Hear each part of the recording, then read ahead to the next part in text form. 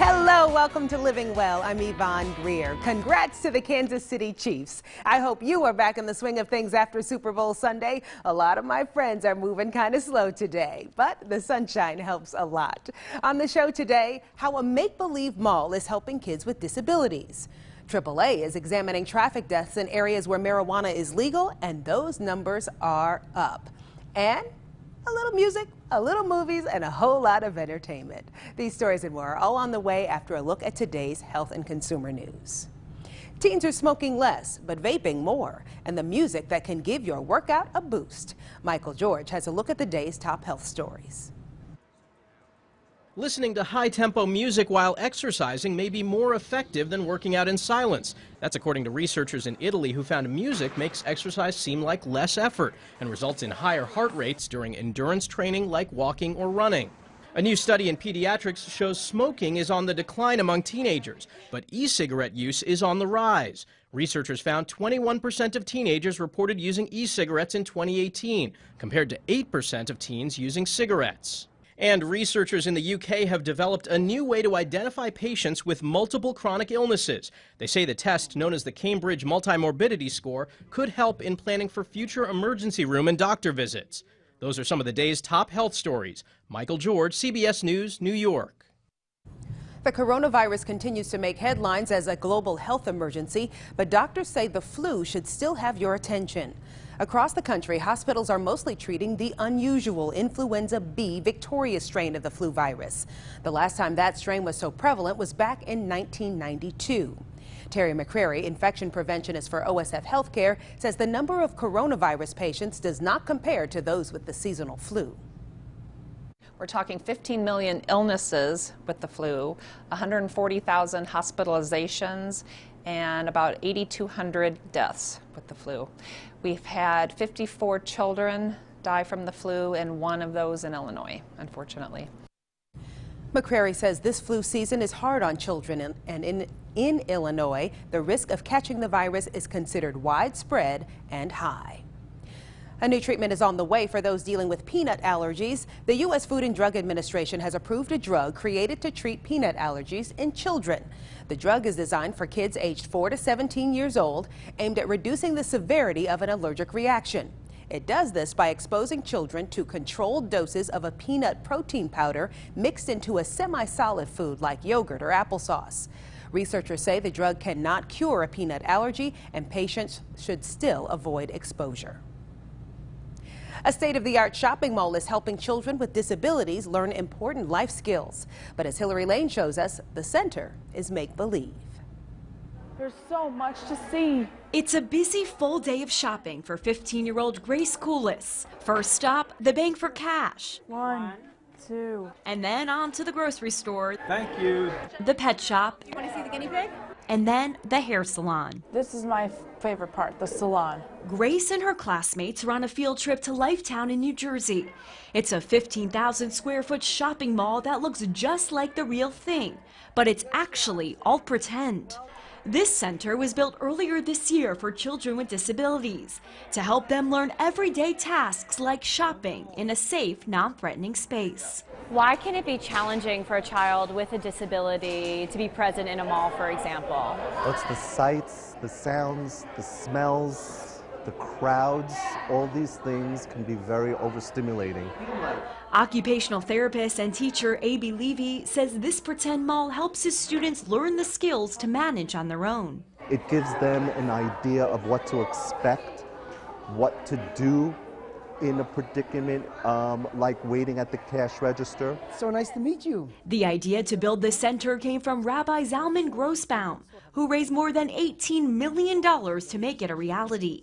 Everything is about creating opportunities for individuals with special abilities to interact with the community. Excellent. This center is run by over 1,000 volunteers. It's retired special education teacher Maureen McKenna's first day on the job. It's been a phenomenal day. It's just been an absolute phenomenal day. And to see their faces light up. Grace says she can't wait to come back to Lifetown again. I love it here. Enjoying the practice that will prepare her for the real world. Hillary Lane, CBS News, Livingston, New Jersey. Does look like fun. Lifetown is open to schools all around the country that would like to bring their students for a visit. Up next on Living Well, the dangers of driving high. AAA takes a look at fatal accidents in areas where marijuana is legal.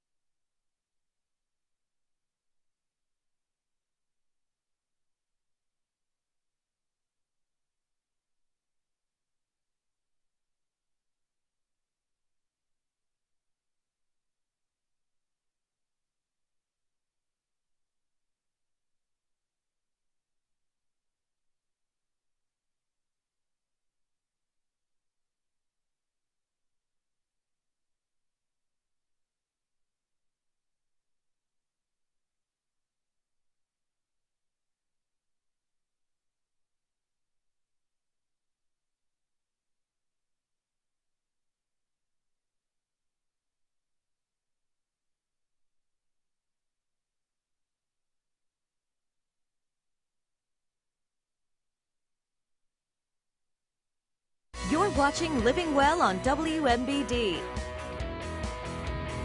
Marijuana is now legal for either recreational or medicinal use in 33 states.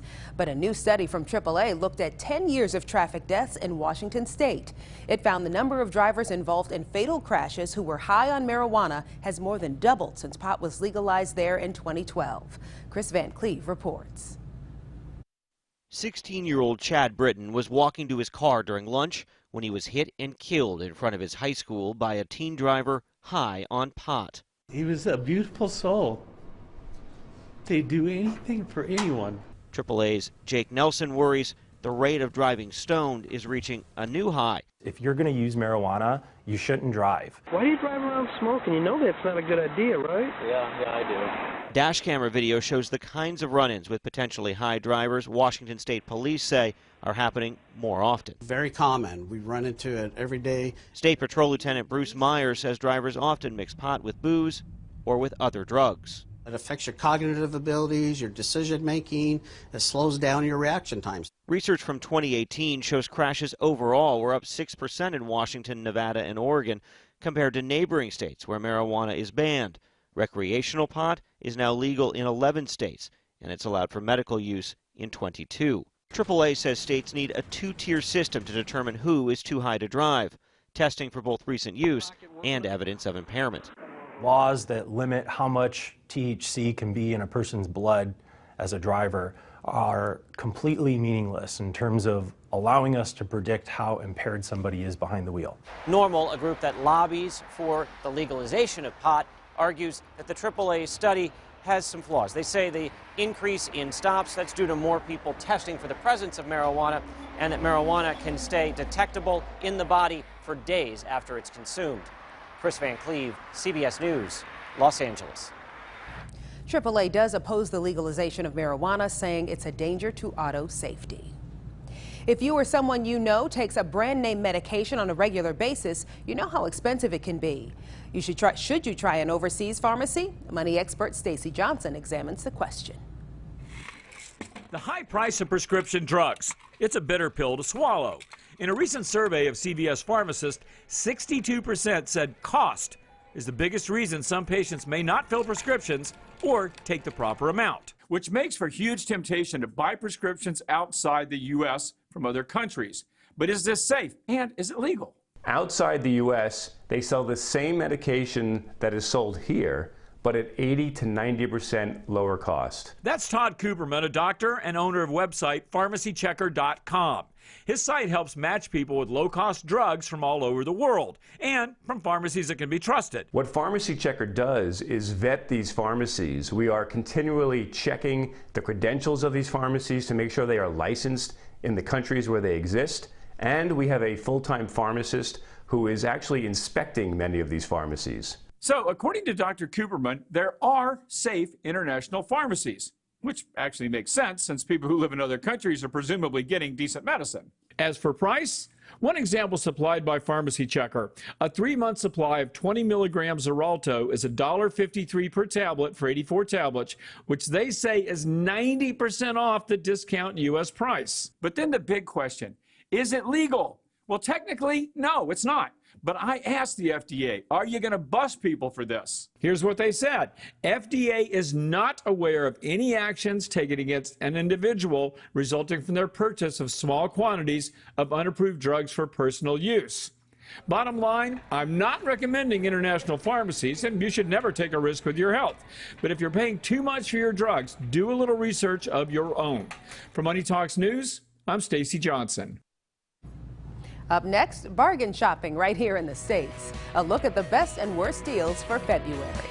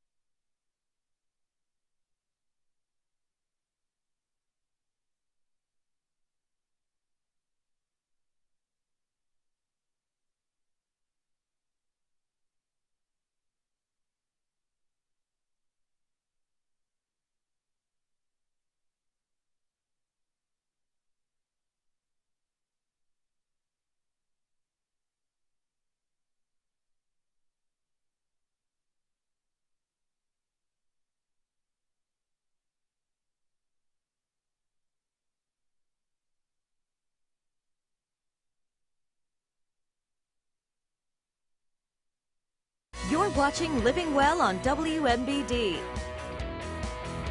Attention bargain shoppers, this one's for you. Maribel Aber has your rundown of the best deals in February.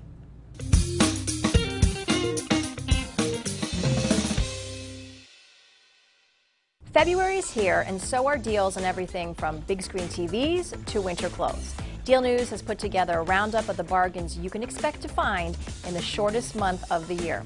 The first few days of February have proven to be a good time to get a big screen TV marked down.